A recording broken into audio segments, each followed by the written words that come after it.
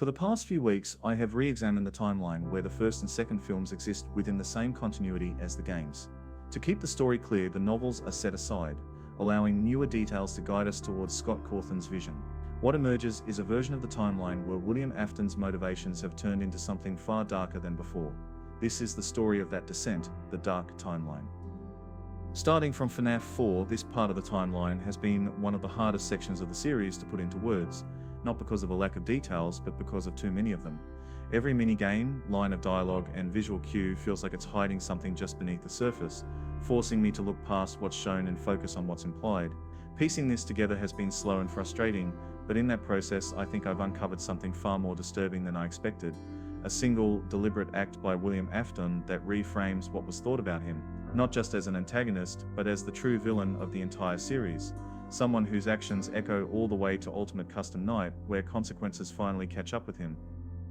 From information from the second movie, it is suggested that the prototypes, what would later be known as the withered animatronics, were already active at Freddy Fazbear's Pizza prior to 1982. While they would be replaced by the second-generation toy animatronics, the restaurant was their domain. In the Save Him minigame, we briefly see prototype Freddy actively serving pizza to children, confirming that these early animatronics were fully operational at the time. More importantly, the scene draws attention to a lone boy outside the restaurant, deliberately singled out by the purple guy, while the prototypes are still in use. This moment places Afton's predatory behavior at the earliest era of Freddy Fazbear's Pizza. The security puppet minigame depicts the moment where Charlotte is locked outside by the other children, left alone and vulnerable in the rain.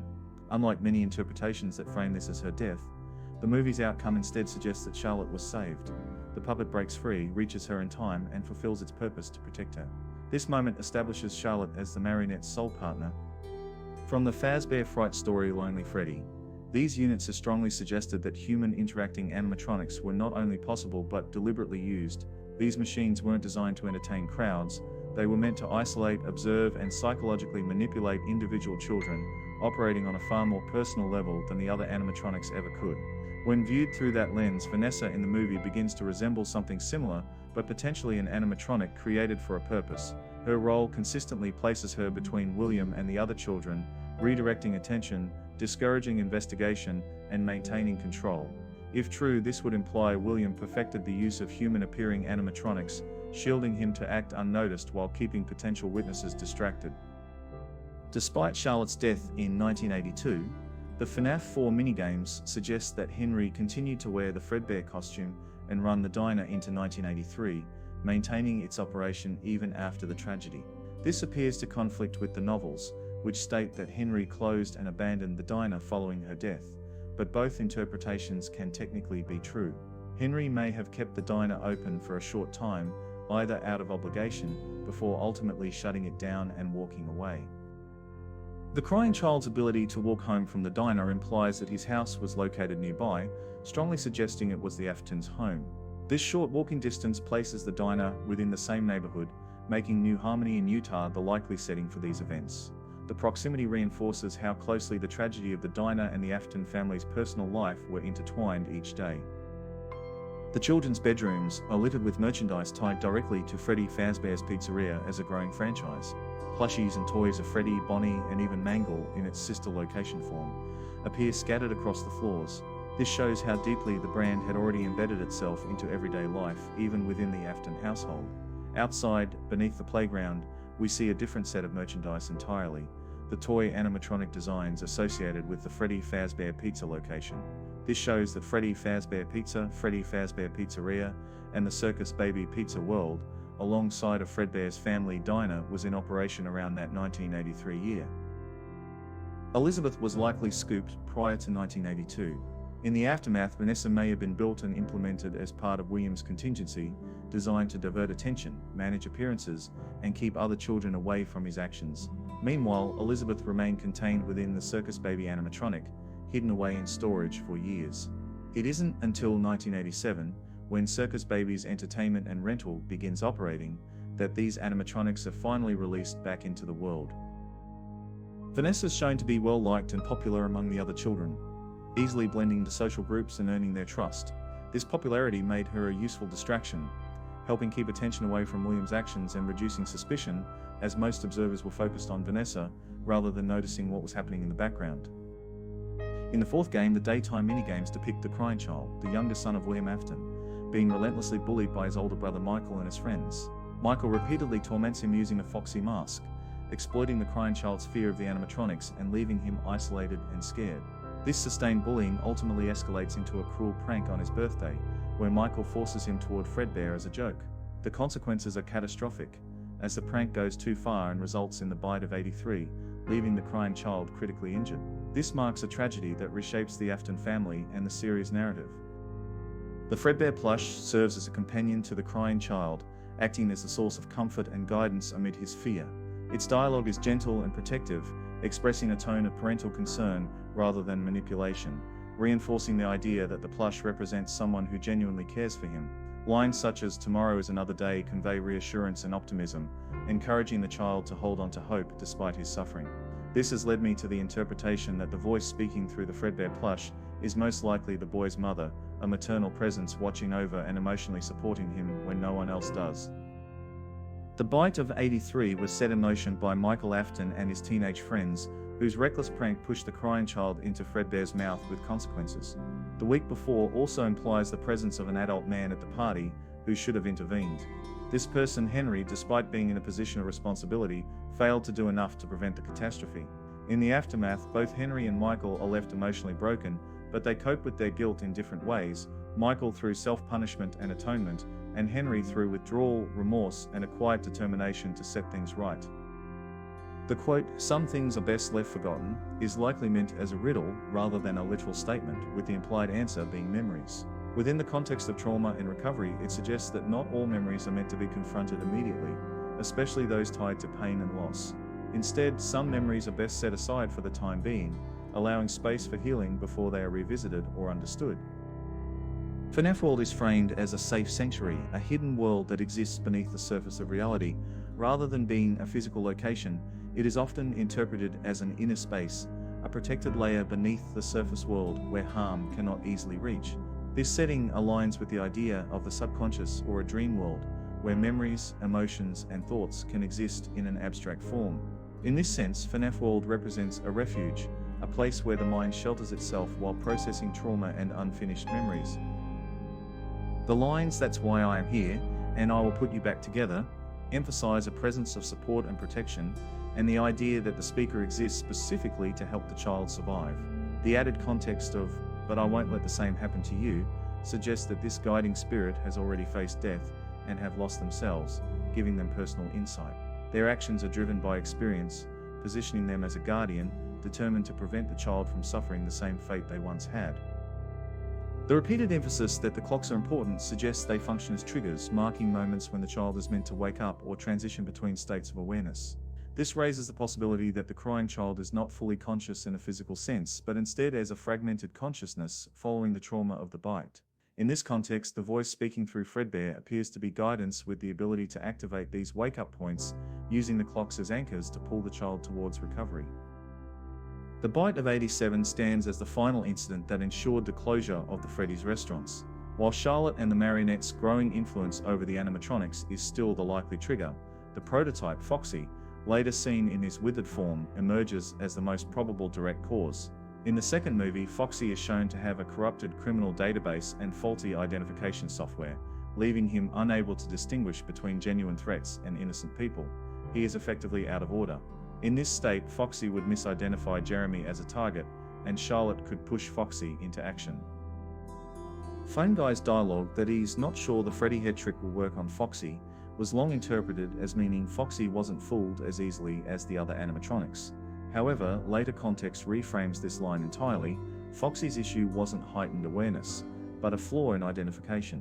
As shown in the movie, his corrupted systems prevent him from properly distinguishing individuals, causing him to misclassify people altogether. What was once assumed to be a feature, Foxy being smarter or more aggressive, was in reality a malfunction, a critical flaw that made him far more dangerous than intended. Sister location could take place before the events of the third game. It could show the Afton children, Michael and Elizabeth, navigating the aftermath of their father's disappearance. Michael Afton seems to have inherited his father's purpose to actively draw in new victims to the restaurants and continuing the cycle of loss. At the same time, he likely goes to retrieve Elizabeth. Neither sibling has any real prospect of a normal life with their family history. Rather than escaping it, they adopt William's role, continuing his work out of necessity or guilt, perpetuating the family's tragic legacy. William's children demonstrate a striking lack of solidarity, often prioritizing their own survival over each other. Elizabeth, for example, orchestrates her escape by merging with other Funtime animatronics, effectively using it as a vessel to flee, while leaving her brother Michael behind to be scooped and forced to endure the aftermath alone. This pattern highlights the nature of the Afton family, each sibling acting out of self-preservation or personal motives, with little regard for mutual protection. Their inability to support one another demonstrates the tragic consequences of their upbringing and the toxic legacy left by their father. Michael Afton's closing message to his father, "I'm gonna come find you," serves as a clue, suggesting that the events of the third game occur after those of Sister Location. The line implies that Michael has survived the underground facility. It positions Michael as the link between the chaotic aftermath of Sister Location and the final unraveling of the original Freddy's locations, framing the third game as the conclusion to his journey to track down his father. The Immortal and the Restless is a melodramatic soap opera that mirrors the complex and often toxic dynamics of families like the Aftons. One of its recurring plot lines involves Clara, the distressed mistress, and an infant who bears a striking resemblance to Vlad, the powerful but emotionally distant patriarch. Clara's constant worry drive much of the drama, highlighting the themes of betrayal and secrecy, and responsibility. Vlad's denial of his role as the child's father raises questions about his priorities. It's unclear whether he actively refuses to acknowledge the child out of malice or disinterest, though the narrative hints that the child's existence may have been inconvenient to his ambitions. Within the Afton family, legacy often carry a deeper significance than a soap opera can fully capture. The refusal to claim responsibility may reflect a pattern of secrecy, suggesting that Vlad's neglect and denial were not merely personal failings, but part of a larger, darker Afton family dynamic. Mike Schmidt serves as a night guard in the third game, tasked with patrolling the Fazbear Frights horror attraction, a location steeped in the legacy of the Freddy's restaurants. Over the course of his shifts, he must navigate a series of mechanical and spiritual threats, while piecing together the residents' dark history. His ultimate confrontation is with William Afton, now trapped in the Springtrap suit, a grotesque fusion of human and animatronic.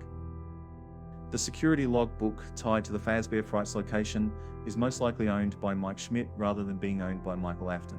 When Mike dreams about the Nightmare Fredbear costume, it's unlikely he would have any direct knowledge of the character, having never personally crossed paths with it. The faded text in the survival logbook can be interpreted as the voice of the crying child's mother, gently attempting to reconnect with her son through fragmented memories. The nature of the questions, such as, was the favorite toy a purple telephone, and does he still talk to you, in reference to the Fredbear plush, reflects intimate domestic knowledge that only a close parental figure would possess.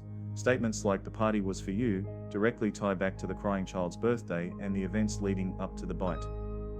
The faded text reads as a mother softly guiding her child toward recognition and comfort, helping him piece together his identity while approaching his memories with caution. If the crying child was listening, it can be discovered with the clues throughout the page numbers of the book. The respondent was Cassidy, the spirit within the Fredbear costume, therefore the mother continues searching. From Mike Schmidt's perspective, he would have no idea who was communicating through the logbook or why messages seemed to appear within it. Lacking the family context and buried history behind the messages, Mike could only perceive the book as another unsettling artifact of Fazbear Frights, unaware that it was being used as a conduit for communication entirely beyond his understanding. This would lead up to the third movie in the coming years. In Pizzeria Simulator, an image appears in an alleyway showing a man with a puppet, a clown, and a circus bear. This scene is often interpreted symbolically. The man and the puppet resemble William and Michael, bound together by purpose, while the clown represents Elizabeth and the circus bear, the crying child. Notably, the clown is shown holding a leash around the bear's neck, implying control, suggesting that Elizabeth's purpose could be to restrain the crying child. The image could be read as a visual metaphor for the Afton family's dynamics and control they exert over one another, even after death.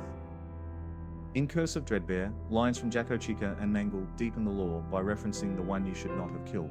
Jacko Chica's line, "Greetings from the fire," and "from the one you should not have killed," alongside Mangle's warning that he's here and always watching, suggests the presence of an entity with a long and enduring history.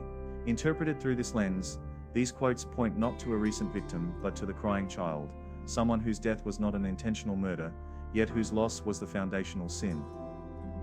This idea is reinforced by Nightmare Freddy's line, "I am remade, but not by you, by the one you should not have killed," which implies that these manifestations are being shaped. It suggests that the crying child's dreams are still active, giving form to these entities. The puppet's line, "I recognize you, but I'm not afraid of you, not anymore," suggests a history between Marionette and the person being addressed. Interpreted this way, the line hints that Michael Afton is trapped alongside the marionette.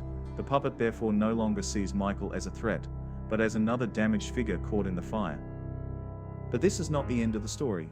Though the points I've covered give a picture of William and the Afton family that is deeply unsettling at its core, this is a story of a dysfunctional family, where tragedy has been driven by monsters that function in the dark. I have had to change my opinions while composing this script several times. I started by looking at the individual events, then changed the characters since the second movie had given new information. Now I can revise the story of William Afton, and give what I think is his origin story and the motivation that followed. I did not expect the outcome to be worse than I had previously communicated in other videos. Here is the events surrounding the Dark Timeline. The Immortal and the Restless can be read as a retelling of William Afton's family situation, particularly if the crying child's mother is not the same woman who gave birth to Michael and Elizabeth. In this interpretation, Vlad represents William, Clara the partner or mistress, and the infant is the crying child whose existence is denied and treated as inconvenient. This framing would explain why the crying child appears isolated within the family, and why Michael and Elizabeth may treat him more like a stepbrother than a true sibling, lacking empathy towards his fears. This reading gains support from the therapy CDs, which hint at deep family conflict, including references to lying about a mother's actions and fractured household dynamics. If William concealed the truth about relationships within the family, it would further explain the resentment surrounding the crying child. In this light, Immortal and the Restless is more than comic relief. It becomes a story of broken parenthood and a child caught in the middle of adult problems, reinforcing the idea that the crying child's suffering began long before the bite. Your supervisor notes that you follow instructions perfectly. Your dad made you follow instructions, didn't he? I'm talking about the custody battle between your mum and your dad. Your dad didn't play fair, did he? He used to make your mum look bad in court. I'm so sorry that happened to you. Do you want to talk about how that felt? In retrospect, this investigation was always about origin stories. For years I'd focused on tracing Mrs. Afton's connection to the spring Bonnie costume, convinced that her fate held the missing piece. But looking back now, I was chasing the wrong singular thread. The truth points to two women, not one. While the mother of Michael and Elizabeth was pushed aside by William through the court system, her story runs parallel to another woman's fate, and it is that second woman who should have been linked to the spring Bonnie costume from the very beginning. Curse of Fredbear has its own connections to the story. Jacko Chica's Burning in Place shares the idea that animatronics and attractions alike were consumed by flames or had even caused the fire. The carousel ride from the security logbook, being a favorite ride, mirrors the children's rides from Help Wanted 2, parked nearby the purple car at the location, silently pointing to the presence of someone looming over the festival. Overlooking it all is Fredbear himself, a figure deliberately evoking Frankenstein's monster, a creature repeatedly denied death, stitched together through experimentation by a mad scientist obsessed with conquering mortality. In this light, Curse of Fredbear becomes less a seasonal horror and more a symbol of Fazbear history, where fire erases the past, memory preserves the lie, and reanimation serves as the ultimate expression of immortality at any cost. A mother who still cares longingly for her son would not move on to the afterlife if her boy was left to a family that doesn't love him as she does. The crying child is isolated within the restaurant, left alone by his brother Michael, and trapped in a space that should have been safe, but instead surrounds him with the animatronics he deeply fears. The restaurant is a place of constant anxiety for him. Within this loneliness, the spring Bonnie costume on stage takes on a hidden role as a vessel. His mother's spirit resides within it, watching over him from a distance. Through the Fredbear plush, she finds a way to speak to her son, offering reassurance, guidance, comfort, transforming the toy into a friend to bridge the gap with the living child. The Bite of 83 unfolds as a moment of cruelty, where stepbrother Michael and his friends, the Bully Bros, hoisted the crying child into the mouth of the Fredbear costume on stage, turning a prank into tragedy. Surrounded by laughter and noise, the child's terror went unheeded, no adult acting decisively enough to stop what was happening. Worst of all, a mother bore witness to the event, trapped and forced to watch, in that instant the consequence fell squarely on the smallest victim. The FNAF world lines, "But I won't let the same happen to you," and "You are being pulled on a string for his amusement," take on a deeper meaning when viewed through the lens of a mother intervening. These words sound less like a parental promise, an assurance that the crying child will be spared the manipulation by his father William, who treats him as expendable compared to his other two children. The imagery of strings and amusement frames William as a puppeteer, controlling rather than caring. In this reading, the voice belongs to a mother who, even after death, refuses to allow her son to be toyed with any longer, guiding him towards the exit to escape his father. In FNAF Ultimate Custom Night, the voice lines act as a narrative that frames the punishment as something far more personal. Nightmare Freddy's line, "I am remade but not by you. By the one you should not have killed," directly ties the torment back to the crying child's dreams, suggesting that the nightmares are no longer William's creations. Jacko Chica's "Greetings from the fire," and "from the one you should not have killed," expands this idea outward, invoking imagery of Fallfest 83, and fire reinforcing the moment where tragedy and celebration collided. Meanwhile, Mangle's chilling, "He's here and always watching. The one you shouldn't have killed" is the concept of the restaurant itself, implying that the crying child's presence is inseparable from the location of William's plans. Together, these lines transform Ultimate Custom Night into purgatory, where every animatronic becomes a mouthpiece for a single, unrelenting truth: the child who was never meant to die. The mistress of William has endured as a protector for the spirit of the crying child, quietly countering the malevolent designs of a father who twists every relationship for his own gain. Locked in an unending battle against William, she navigates a labyrinth of manipulation, shielding the child from both his cruelty and the collateral damage inflicted on his other children and partners. Her presence is unyielding, a force of guidance that counters the pervasive darkness. One day, though, the retaining fragments of the child's soul could be put back together. And on that day, all the spirits involved could leave the demon to his demons and finally move on.